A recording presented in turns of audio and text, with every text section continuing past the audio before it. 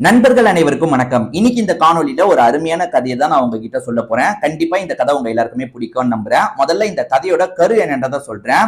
அபய் ஆரோஹின்ற மாதிரி ஒரு கப்பல் இருக்காங்க. ரெண்டு பேருமே ரொம்ப சந்தோஷமா தான் கல்யாணம் பண்ணியிருப்பாங்க. சந்தோஷமா சேர்ந்தும் வாழ்ந்துட்டு இருக்காங்க. அபயை பொறுத்த வரைக்கும் வெளியூர்ல வேலை வருது. அந்த வேலையை பார்க்கறதுக்காக போயிடுறாரு. ஒய்ஃப் தனியா தான் இருக்காங்க. தனியா இருக்க ஒய்ஃப் வாந்தி எடுக்கிறாங்க. அதாவது கர்ப்பமா இருக்காங்கன்றது அவங்களுக்கு புரிஞ்சிருது. ஆனா வீட்டுல இருக்க மாமியாரும் சரி நாத்தனாரும் சரி ரொம்ப மோசமா இவங்களை ட்ரீட் பண்றாங்க. எல்லா வேலையும் இவங்களே தான் செய்யணும் அப்படின்ற மாதிரிலாம் யோசிக்கிறாங்க. பயங்கரமா டார்ச்சர் பண்ணிட்டு இருக்காங்க. இத பத்தி ஹஸ்பண்ட் கிட்ட சொல்லலாம்னா ஹஸ்பண்ட் கிட்ட பேசும்போது மட்டும் அந்த மாமியாரும் நாத்தனாரும் நல்ல விதமா பேசிடுறாங்க. அதாவது உன் ஒய்ஃபை நாங்க நல்லபடியா தான் பார்த்துட்டு இருக்கோன்ற மாதிரி பையனை நம்ப வச்சுட்டு இருக்காங்க. ஆனா மருமகளை பயங்கரமா டார்ச்சர் பண்ணிட்டு இருக்காங்க. இதுக்கப்புறம் இந்த கதையில என்ன மாதிரியான விஷயங்கள்லாம் நடந்ததுன்னு சொல்றதுதான் மீதி கதை. கண்டிப்பா இந்த கதை உங்க எல்லாருக்குமே பிடிக்கும்னு நம்புறேன். இதே மாதிரி நிறைய கதைகள் நம்ம சேனல்ல ஆல்ரெடி இருக்கு. அதெல்லாம் பார்க்கணும்னா நம்ம சேனலை சப்ஸ்கிரைப் பண்ணி வச்சுக்கோங்க. இந்த கதையை முழுசா கேட்கறதுக்கு முன்னாடி இந்த வீடியோக்கு ஒரு லைக் போடுங்க. அப்பதான் உங்களை மாதிரி பாக்குற நிறைய பேர்கிட்ட இந்த காணொலி கொண்டு போய் சேர்க்கப்படும்.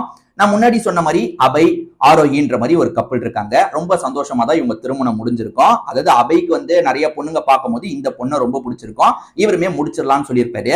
ஆனா அம்மா ஸ்டார்டிங்ல இருந்தே பெருசா விருப்பப்படல. என்னன்னா இன்னும் வரதட்சணை நிறைய செய்யற ஒரு ஃபேமிலியா பார்க்கலான்ற மாதிரி அம்மா யோசிச்சிருப்பாங்க. ஆனா அபய்க்கு வரதட்சணை எல்லாம் ஒரு பெரிய விஷயமாவே இல்ல.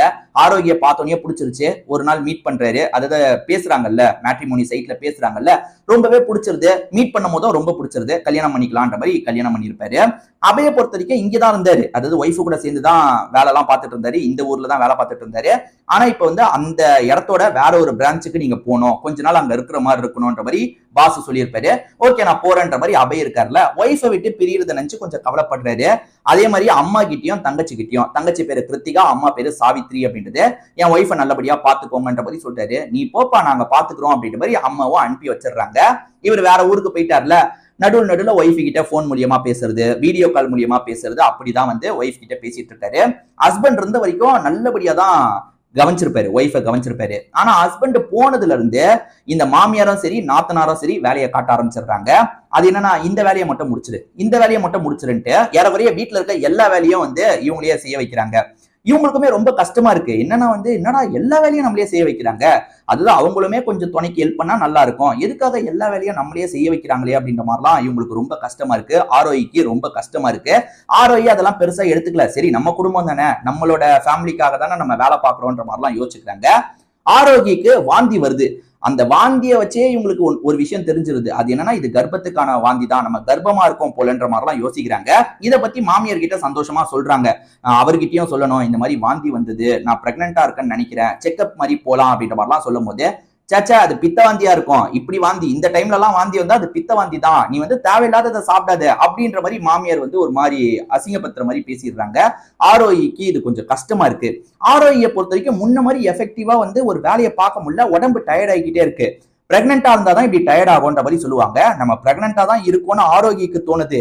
ஆனா வீட்டுல இருக்க மாமியார் நாத்தனாரு அதெல்லாம் புரிஞ்சுக்கவே மாட்டாங்க. அதை காதுலயே வாங்க மாட்டாங்க. செக்அப் பண்ணலாம்னு போது காதுலயே வாங்க மாட்டாங்க.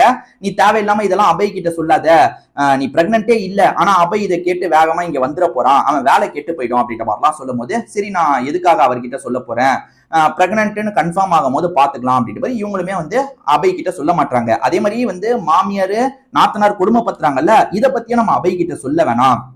அபய் கிட்ட அபய் அங்க இருக்கும் போது நம்ம இதெல்லாம் சொன்னா அதை கேட்டு கொஞ்சம் கஷ்டப்பட வாய்ப்பு இருக்கு, நம்ம தேவையில்லாம அபய கஷ்டப்படுத்த வேணாம், இதெல்லாம் மறைச்சிருவோன்ற மாதிரி இது எதுவுமே சொல்லாம அபய் கிட்ட நார்மலா மட்டும் பேசிட்டு இருக்காங்க. அதே சமயம் இந்த மாமியாரு நாத்தனார் இருக்காங்கல்ல, என்னமோ நல்லா பாத்துக்கிற மாதிரிலாம் போன்ல பேசுறாங்க. அவங்களுமே பேசுவாங்கல்ல பையன் கிட்ட. அப்படி பேசும்போது ஒன்னும் பிரச்சனை இல்ல, இங்க மருமகளை நாங்க நல்லபடியா பாத்துட்டு இருக்கோம் அப்படின்ற மாதிரிலாம் நடிச்சிட்டு இருக்காங்க. ஆக்சுவலா இந்த அம்மாக்கு என்ன கோபம்னா வேற ஒரு பணக்கார பொண்ணா பாத்துக்கலாமே, நிறைய வரதட்சணை போடுற பொண்ணா பாத்துக்கலாமே, இந்த பொண்ணை பார்த்து பையன் கல்யாணம் பண்ணிட்டானேன்னு ஒரு கோபம் இருக்கு. அந்த கோபத்தை தான் இப்படி வெளி காமிச்சிட்டு இருக்காங்க. எப்ப பாரு மட்டம் தட்டுற மாதிரி பேசுறது, தொடர்ச்சியா இந்த மாதிரி தான் பண்ணிட்டு இருக்காங்க. ஒரு நாள் இவங்களுக்கு ரொம்ப முடியல, இந்த ஆரோக்கிக்கு உடம்பு ரொம்ப முடியல, வேலையை பார்த்துக்கிட்டே இருக்கும் போது ரொம்ப டயர்டா இருக்கு, என்னால முடியல, எனக்கு என்னமோ பண்ற மாதிரி இருக்கு, தலைலாம் சுத்துற மாதிரி இருக்குன்னும் போது, நடிக்காத, அது எப்படி தலைலாம் சுத்தம், உனக்கு என்ன வயசாயிருச்சு, இந்த வேலையை கூட உன்னால செய்ய முடியாதா, எனக்கு வயசாயிருச்சு அதனால தான் செய்ய முடியாம உன்கிட்ட கேட்கிறேன், நீ என்னமோ இப்படி பண்ணிட்டு இருக்கன்ற மாதிரிலாம் சொல்றாங்க. ஆக்சுவலா அவங்களுக்கு கிருத்திகான ஒரு பொண்ணு இருக்காங்க, அந்த பொண்ணுகிட்டயும் சொல்லலாம். ஆனா அந்த பொண்ணு ஜாலியா போன் பேசிட்டு இருக்கா. ஆனா மருமகளை அந்த வேலையை செய்ய வைக்கணும்ன்ற மாதிரிலாம் பேசிட்டு இருக்காங்க. சரி இவங்க வந்து நம்ம புரிஞ்சுக்க மாட்டாங்க, நமக்கு தலை சுத்துற மாதிரி இருக்குன்னு சொல்றோம், புரிஞ்சுக்க மாட்டாங்க, சரி இந்த வேலையை முடிச்சிடலான்ற மாதிரி மாமியார் சொன்னாங்கல்ல, அந்த வேலையை இவங்க செய்ய ஆரம்பிக்கிறாங்க. அப்படி செஞ்சுட்டு இருக்கும் போது பொத்துன்னு மயக்கம் போட்டு கீழே விழுந்துடுறாங்க. இப்ப சாவித்திரிக்கே கொஞ்சம் ஜர்க்காயிருது, ஐயோ என்னாச்சு ஏதாச்சு அப்படின்ற மாதிரிலாம் யோசிச்சுட்டு இருக்காங்க. இது எல்லாத்தையும் பக்கத்து வீட்டு அக்காவானா மம்தான்னு ஒருத்தங்க இருக்காங்க. இந்த மாமியார் கொஞ்சம் கொடுமைப்படுத்துறது அப்பப்ப மம்தாவும் கவனிக்கிறாங்க, தெரியுது. இப்ப மயங்கி விழுந்ததுக்கு அப்புறம் மம்தா பாத்துறாங்க, ஐயோ என்னாச்சு ஏதாச்சுன்னும் போது சாவித்திரியும் வந்து என்னாச்சுன்னு தெரியல, உடனே வந்து ஹாஸ்பிட்டலுக்கு கூட்டு போனோம்னு சொல்லும் போது மம்தா என்ன பண்றாங்கன்னா வண்டியெல்லாம் பிடிச்சா ஹாஸ்பிட்டலுக்கு கொண்டு வந்துடுறாங்க. இப்ப ஹாஸ்பிட்டலுக்கு வந்தோடனே டாக்டர் லேடி உன்னை கன்ஃபார்ம் பண்ணிடுறாங்க, இவங்க பிரெக்னெண்டா இருக்காங்க.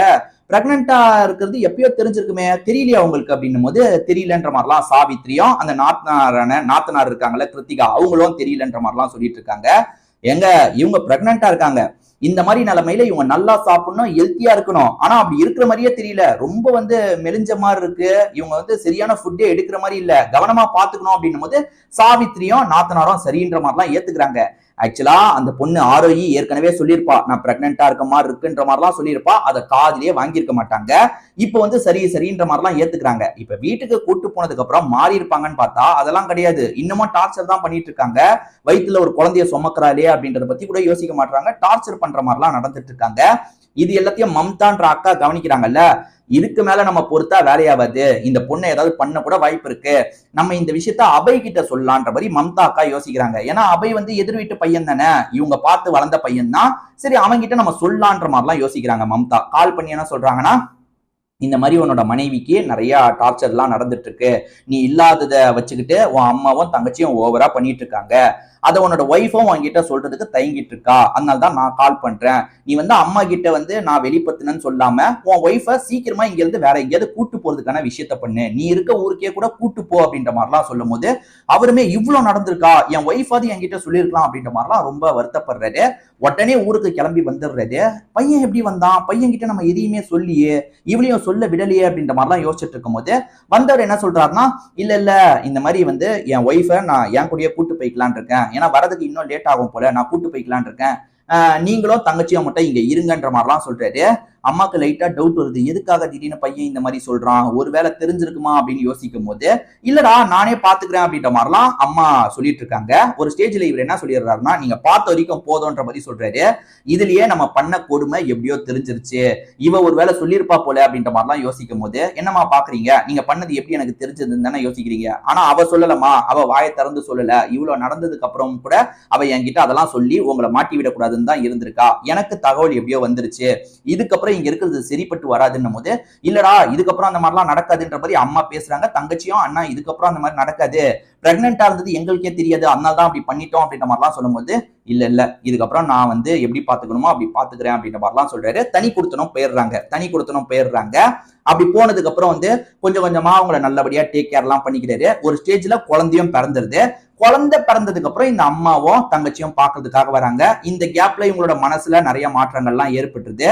அண்ணியை ரொம்ப டார்ச்சர் பண்ணாங்கல்ல, அதுக்காக வந்து அந்த நாத்தனார் மன்னிப்பு எல்லாம் கேட்டுட்டு இருக்காங்க. அம்மாவுமே வந்து நான் தேவையில்லாம உன்னை ரொம்ப கஷ்டப்படுத்திட்டேமா, ஆக்சுவலா நிறைய விஷயங்களை மனசுல வச்சு நான் அந்த மாதிரிலாம் பண்ணிட்டேன், இதுக்கப்புறம் அந்த மாதிரிலாம் நடக்காது, நம்ம எல்லாருமே சேர்ந்து இருக்கலாம்னும் போது அவங்க அவங்களோட தப்பை புரிஞ்சுக்கிட்டாங்கன்றது ஆரோக்கியம் தெரியுது.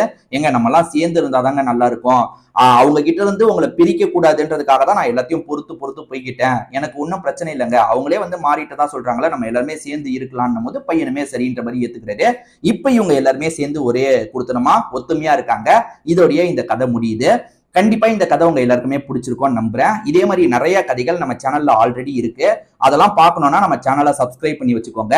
இந்த கதை உங்களுக்கு பிடிச்சிருந்ததுன்னா இந்த வீடியோக்கு கண்டிப்பா ஒரு லைக் போடுங்க, அப்பதான் உங்களை மாதிரி பாக்குற நிறைய பேர்கிட்ட இந்த காணொலி கொண்டு போய் சேர்க்கப்படும். திரும்பி வேற ஒரு காணொலி மூலியமா உங்களை வந்து பாக்குறேன். இப்போ உங்ககிட்ட இருந்து விடைபெறேன். நன்றி, வணக்கம்.